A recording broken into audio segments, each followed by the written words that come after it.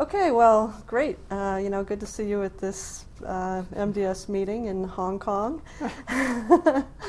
And, thanks for, agreeing to do the interview with me. So I think we'll just start by, talking about your education and how you initially got interested in movement disorders. Well, thank you for doing the interview. It's so nice to have you be the interviewer, as we've known each other for many years. So I have been interested in movement disorders and in neurology for many years, and really I think became interested for two reasons. One was a scientific reason, and one was a personal reason. I think the personal was that, my family member, a grandfather, had Parkinsonism. I think in the end it turned out he probably had von Economos encephalitis from the flu epidemic, as opposed to idiopathic Parkinson's disease. But nonetheless, that was something that I grew up with.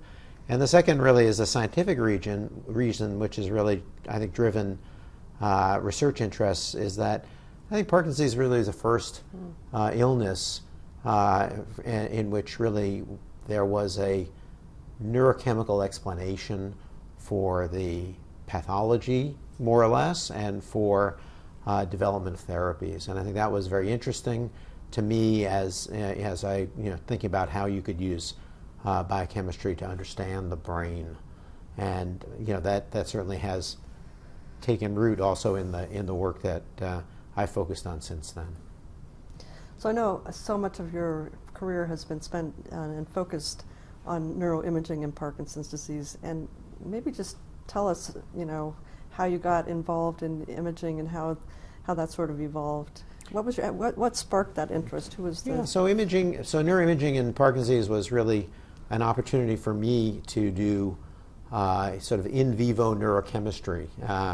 I had, before focusing on neuroimaging, been working in developing a more sort of standard laboratory career, and I think that I realized that it was both more interesting and more possible to sort of focus both on clinical research and clinical activities, and neuroimaging offered this opportunity. And really, it was an opportunity to extend this idea that you now could use imaging to sort of assess disease pathology in living people in a useful way.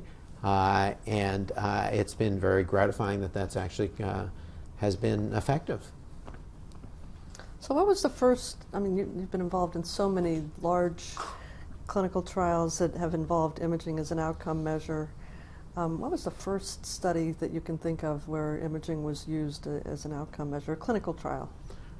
So the first large study that we got involved in, and I say we because this was really a joint effort. You've been a part of this yourself over many years, but many others as well. Was to begin to examine whether you could use neuroimaging in large clinical studies, both for understanding whether people have the relevant disease pathology, at least with regard to dopaminergic imaging, and also understanding whether you could use imaging as a useful outcome for assessing a therapy. And the first study was the CALM PD study, which was done now in the 1990s, and I think that was also an opportunity for the group doing that study to sort of take a chance that imaging might be useful, because it was a novel strategy at that time to begin to use imaging as a tool in clinical studies. And what do you think the biggest takeaway from CALM PD was in terms of imaging? Well, from that CALM PD study, I think the biggest takeaway, as it's turned out, is that it was possible to do large multi-center trials with neuroimaging and get a valuable and useful outcome measure. We had hoped, of course, that the imaging outcome in that study also suggested there might be some useful effect of the drug that could be identified with neuroimaging. But I think in retrospect, that was probably an overestimate of the data. And I think we've learned a lot about the data since that time. But I think the key issue is that it really set the stage for us to use imaging in clinical trials moving forward.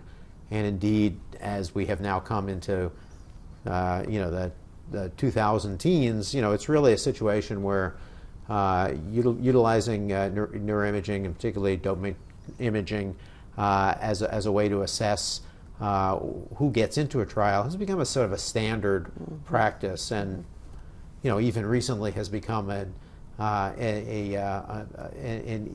regulatory approved practice. Right. So that's something that really has developed over the last 2 or 3 decades. Yeah. Right.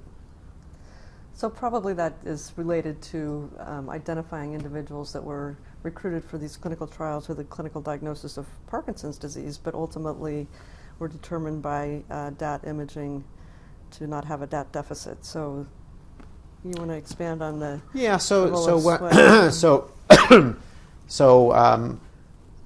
several years ago, as part of the L-DOPA study, we uncovered that many of the individuals, about 15% of the individuals enrolled in that study as Parkinson patients, had a dopamine transporter imaging scan which did not show any deficit.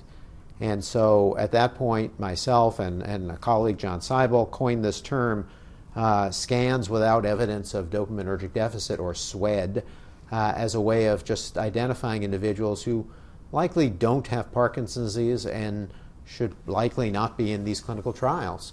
And I think over time that has come to be an accepted part of clinical trial design, and I think is helpful in trying to ensure the accuracy of and reliability of the individuals who are enrolled in clinical trials. So and this is a phenomenon not only in Parkinson's disease, of course, but in other neurodegenerative diseases as well. Right. Yeah. So then a few years after, maybe a couple years after L-DOPA, we did Precept, and then ultimately you were invited to be the lead investigator of PPMI, which has turned out to be a very large endeavor, in collaboration with the Fox Foundation, or the leadership in collaboration with the Fox Foundation. So what do you think the biggest learnings so far have been from PPMI, and where do you see that going? So I think, the last 5 to 10 years of my career, I've focused a lot of my attention on the Parkinson Progression Marker Initiative of PPMI, which is, again, a Fox-driven initiative with lots of industry support.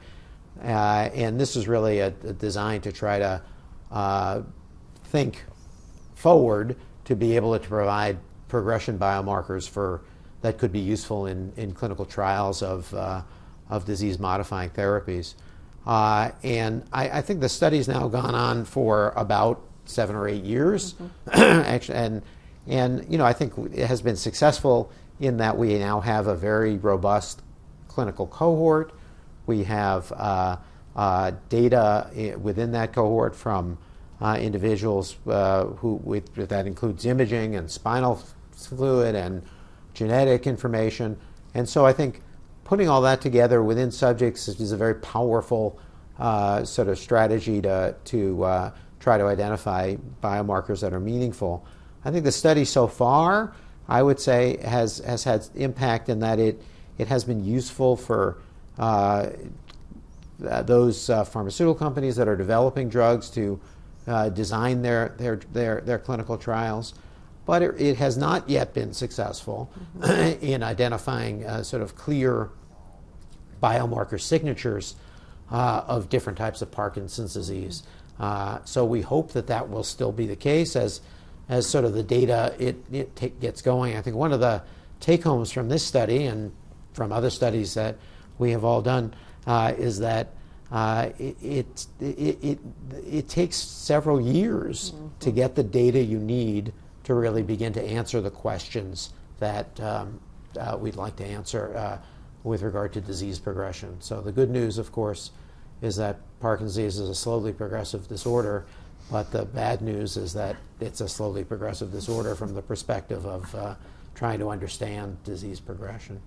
I think the other point that, I think that has come from the PPMI study and also, of course, from the PARS study, in which you've been such a major contributor, is this idea that can we begin to expand our definition of disease progression to the stage of disease prior to the onset of motor symptoms, so the prodromal stage or premotor stage.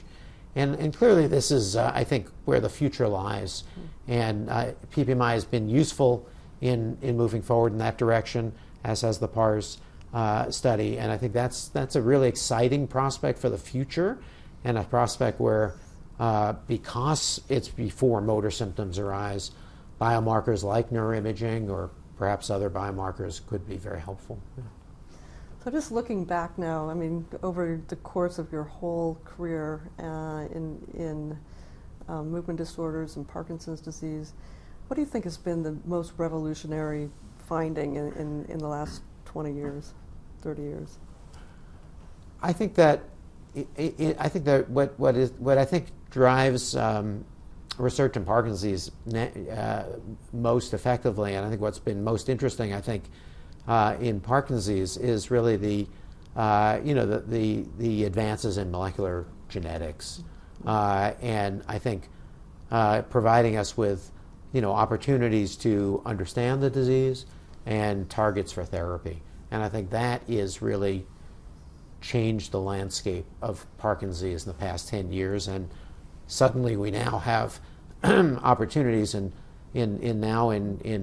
Parkinson's to test these types of therapeutic interventions focused on specific types of molecular genetic targets. So I think there has always been a sense that likely Parkinson's is more than one illness, is with a common denominator, and now molecular genetics I think is going to help us to be very much more clear about how to develop therapies with that in mind.